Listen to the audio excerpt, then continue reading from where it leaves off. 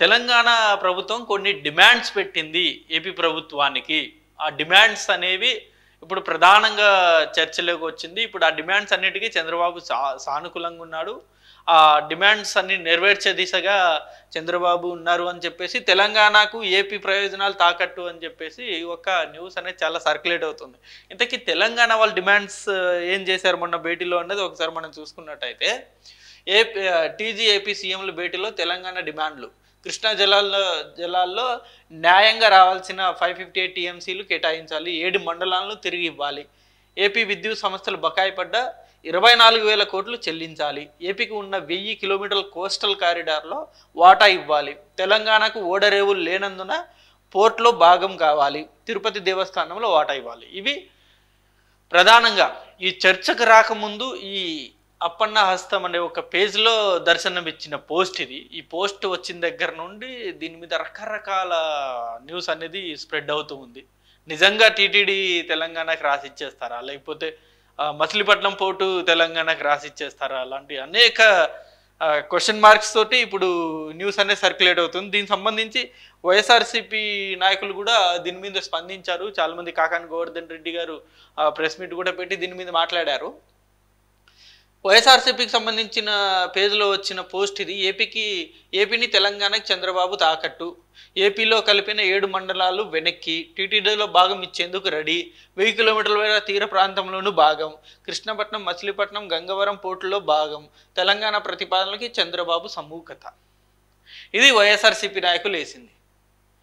So ఇక్కడ మనం గమనించాల్సిన పాయింట్ ఏంటంటే, ఆ రోజు భేటీ జరిగిన అంశం ఏంటి? విభజన హామీల్లో ఇంకా స్టిల్ ఏపీకి రావాల్సిన వాటాల గురించి, ఏపీకి రావాల్సిన డిమాండ్స్ గురించి ఆ రోజు భేటీ జరిగింది తప్ప, కొత్త సమస్యల్ని ముందుకు తీసుకొచ్చి దాన్ని పరిష్కరించాలి అని భేటీ అయితే ఏం జరగలేదు. ఆ రోజు భేటీ క్లియర్ కట్గా జరిగింది ఏంటి? ఏపీకి రావాల్సిన డిమాండ్స్ కొరకు ఆ రోజు ఆ భేటీ జరిగింది. అదే చర్చల్లోకి వచ్చింది. దాన్ని పట్టుకొని తిరుపతి రాసి ఇచ్చేస్తారంట, మచిలీపట్నం పోర్టు రాసి ఇచ్చేస్తారు, గన్నవరం పోర్టు రాసి, ఇక రకరకాల గంగవరం పోర్టు, కృష్ణాపట్నం పోర్టు, వీటన్నిటిలో ఏపీకి ఇది తెలంగాణకు వాటా ఇచ్చేస్తారు, టీటీడీలో తెలంగాణకు వాటా ఇచ్చేస్తారు అని రేవంత్ రెడ్డి డిమాండ్లు పెట్టినట్టు వార్త తెగ సర్క్యులేట్ అవుతుంది. నిజంగా ఈ అపన్న హస్తం అనేది అది కాంగ్రెస్ పార్టీ అఫీషియల్ పేజో లేకపోతే బయట నుండి ఎవరైనా నడుపుతున్నారు, కానీ వీళ్ళు ఏపీ అండ్ తెలంగాణ ఎప్పటికీ కలిసి ఉండకూడదు అని చెప్పేసి డిసైడ్ అయి పెట్టిన పోస్ట్లా అనిపిస్తుంది. ఇటు 2 రాష్ట్రాల ముఖ్యమంత్రులేమో 2 తెలుగు రాష్ట్రాలు కలిసిమెలిసి బాగా పనిచేయాలి, ఇరు రాష్ట్రాలు అభివృద్ధి చెందాలి అని చెప్పేసి ఒక మెట్టు దిగి ఇద్దరు భేటీ అయ్యారు. ఏదైనా సమస్య ఉన్నా మనం పరిష్కరించుకొని మనం ముందుకు వెళ్దాము అని చెప్పేసి ఇరు రాష్ట్రాల ముఖ్యమంత్రి భేటీ అయితే, ఈ అపన్న హస్తం అడ్మిన్ ఎవరో కానీ దీన్ని నిజంగా కాంగ్రెసే నడుపుతోందా లేకపోతే బయట వాళ్ళు ఏమన్నా నడుపుతున్నారా అనేది తెలియదు, కానీ ఈ పోస్ట్ అనేది వేశారు. ఈ పోస్ట్ వేసిన తర్వాత ఇప్పుడు Andhra public and Telangana public ఇప్పుడు సోషల్ మీడియాలో గొడవ పడాల్సిన పరిస్థితి ఏర్పడింది. ఇప్పుడు మీరు ఒకసారి కామెంట్లోకి వెళ్ళండి, ఎలా కొట్టుకొని వస్తున్నారో మీకే తెలుస్తుంది. ఇలాంటిది దరిద్రపు గొట్టు పోస్టులు ఎందుకు పెడతారో స్టిల్ ఇప్పటికీ అర్థం కాదు. ఈ ఇరు రాష్ట్రాల ముఖ్యమంత్రులేమో ఇరు రాష్ట్రాలు బాగుపడాలి, ఇరు రాష్ట్రాలు ముందుకెళ్ళాలి, ఇరు రాష్ట్రాలు మంచి బంధంగా ఉండాలనుకుంటారు. కానీ ఈ అపన్నహస్తం వీళ్ళు అడ్మిన్ ఎవరో కానీ తెలియదు, కానీ వీళ్ళు మాత్రం ఇరు రాష్ట్రాలు కొట్టుకు సచ్చేలా ఇలాంటి పోస్టులు పెడతారు. నిజంగా ఈ డిమాండ్స్లో ఏదన్నా ఒక్కటన్నా అర్థం ఉందా? ఒక్క డిమాండ్లో ఉన్న అర్థం ఉందా? ఇప్పుడు కృష్ణా జిల్లాలో న్యాయంగా రావాల్సిన వాటా అన్నారు, ఓకే, అది ఆబ్వియస్లీ అది ఇంకా స్టిల్ ఆ కృష్ణా బోర్డులో ఆ డిస్కషన్ జరుగుతుంది, ఇది ఓకే. 7 మండలాలను తిరిగి ఇవ్వాలి, ఇది ఎలా సాధ్యం? అసలు 7 మండలాలు తిరిగి ఇచ్చేస్తే పోలవరం కంప్లీట్ అవ్వదని చెప్పేసి గతంలోనే చంద్రబాబు నాయుడు గారు చెప్పారు. అది హైలీ ఇంపాసిబుల్, 7 మండలాలు మళ్ళీ తిరిగి ఇవ్వరు. కానీ ఈ డిమాండ్ని మళ్ళీ వీళ్ళు ఎందుకు ప్రస్తావించాలి? గొడవ పెట్టాలనా? అండ్ ఇంకోటి ఏముంది, ఏపీ విద్యుత్ సంస్థలు బకాయి పడ్డ 24,000 కోట్లు చెల్లించాలి, ఇది కూడా ఓకే. నిజంగా ఏపీ విద్యుత్ సంస్థలు 24,000 కోట్లు నిజంగా బకాయి ఉంటే అది చెల్లించాలి, అది తప్పదు. వాళ్ళకు కూడా బకాయిలన్నీ క్లియర్ చేస్తే వాళ్ళు స్టేట్ కూడా డెవలప్ చేసుకుంటారు. అండ్ ఏపీకి ఉన్న 1000 కిలోమీటర్ కోస్టల్ కారిడార్లో వాటా ఇవ్వాలి, అసలు ఇది ఎక్కడన్నా అసలు వ్యాలిడ్ డిమాండేనా? అది ఎందుకు ఇస్తారు అసలు వాటా అనేది కోస్టల్ కారిడార్లో? ఏముందని ఇస్తారు అసలు? ఇప్పుడు భేటీ అయ్యింది, భేటీ పర్పస్ ఏంటి? విభజన హామీల గురించి భేటీ అయ్యారు. అప్పట్లో ఏమన్నా విభజన జరుగుతున్న సమయంలో అందులో ఏమన్నా కీలక అంశాలు ఇంకా పెండింగ్లో ఉన్నాయా, వాటిని మనం పరిష్కరించుకుందామనే ఒక ఆలోచనతోటి భేటీ జరిగింది అంతే తప్ప కొత్త సమస్యను తీసుకొచ్చి ముందు పెట్టుకోవడానికి ఆ భేటీ అయితే జరగలేదు. మీరు ఒకసారి ఏపీకున్న 1000 కిలోమీటర్ల కోస్టల్ కారిడార్లో వాటా, అసలు ఇది ఎవరన్నా ఇది ఈ రకంగా ఆలోచిస్తారా? రేవంత్ రెడ్డి గారి కన్నా తెలుసా ఈ డిమాండ్ ఆయన అడిగినట్టు చంద్రబాబు నాయుడు గారికి?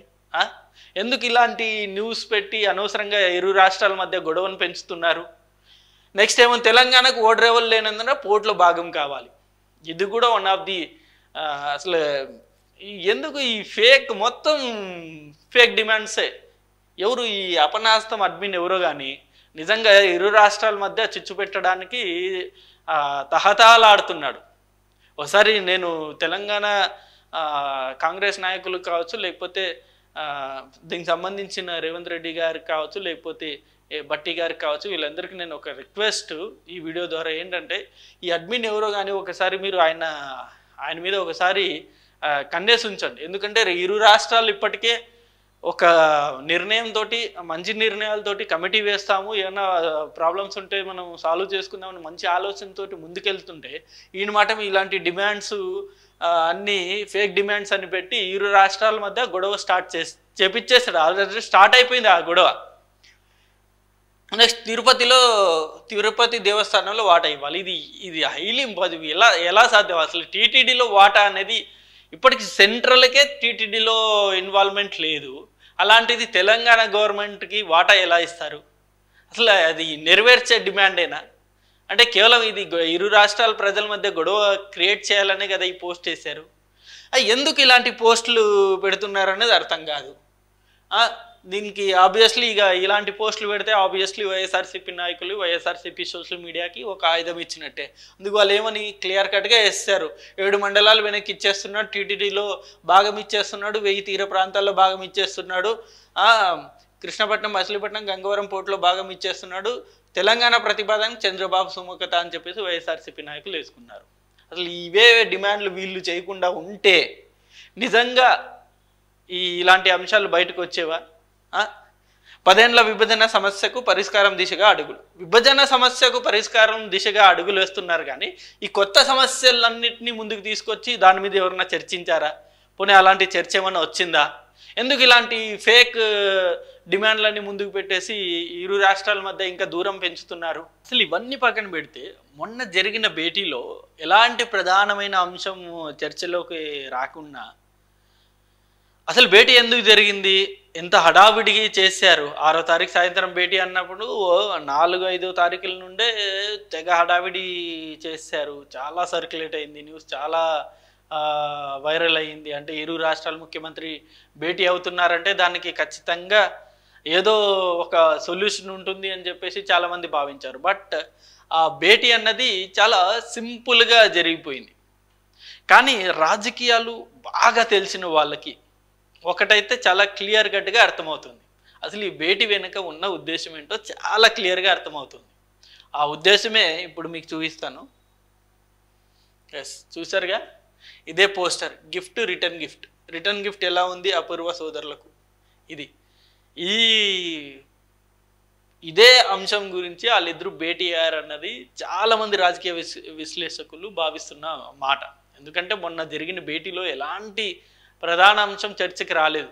2-3 గంటల పాటు భేటీ అయ్యారు, దాని తర్వాత డిన్నర్ చేశారు, దాని తర్వాత ఎవరి దారిని వాళ్ళు పోయారు, అంతే తప్ప ఒక సమస్యకి ఎలాంటి సమస్య లేవనెత్తలేదు, దానికి సొల్యూషన్ అనేది కనిపెట్టలేదు. బట్ ఈ మాజీ ముఖ్యమంత్రులకు ఈ ఇద్దరు ముఖ్యమంత్రులు ఒక రిటర్న్ గిఫ్ట్ ఇవ్వాలని చెప్పేసి జరిగిన భేటీలాగే చాలామంది ఇప్పటికీ స్టిల్ భావిస్తున్నారు. ఏదైతే గతంలో కేసీఆర్ గారు చెప్పారో రిటర్న్ గిఫ్ట్ ఇస్తామని చెప్పేసి, ఆ రిటర్న్ గిఫ్ట్ అనేది ఇప్పుడు వీళ్ళిద్దరూ కలిసి వీళ్ళిద్దరికి ఇచ్చారన్నది ప్రధానంగా సోషల్ మీడియాలో జరుగుతున్న ప్రచారం. నిజమే కదా. ఇప్పుడు గతంలో ఈ ఇరు మాజీ ముఖ్యమంత్రులు ఈ ఇద్దరిని టార్గెట్ చేస్తూ చాలా మాట్లాడారు. సో ఈ ఇద్దరు ఒక బ్యాచ్, ఇద్దరు ఒక బ్యాచ్ లాగా. ఇప్పుడు ఈ ఇద్దరు ఓడిపోయి ఇంటికి వెళ్ళారు కాబట్టి ఇప్పుడు ఈ ఇద్దరు కలిసి ఈ ఇద్దరికి రిటర్న్ గిఫ్ట్ ఇచ్చినట్టు. సో ఇది రాజకీయ విశ్లేషకులు అతి డీప్గా ఆలోచిస్తే తెలిసే అంశం ఇదే. సో ఇదే మీరేమనుకుంటున్నారు? ఈ డిమాండ్స్ నిజంగా తెలంగాణ కాంగ్రెస్ పెట్టిన డిమాండ్సా, లేకపోతే ఎవరు బయట వాళ్ళు పెట్టిన డిమాండ్స్ లాగా అనిపిస్తుందా? మీ అభిప్రాయాన్ని కింద కామెంట్ రూపంలో తెలియజేయండి. Thank you for watching this video. Thank you.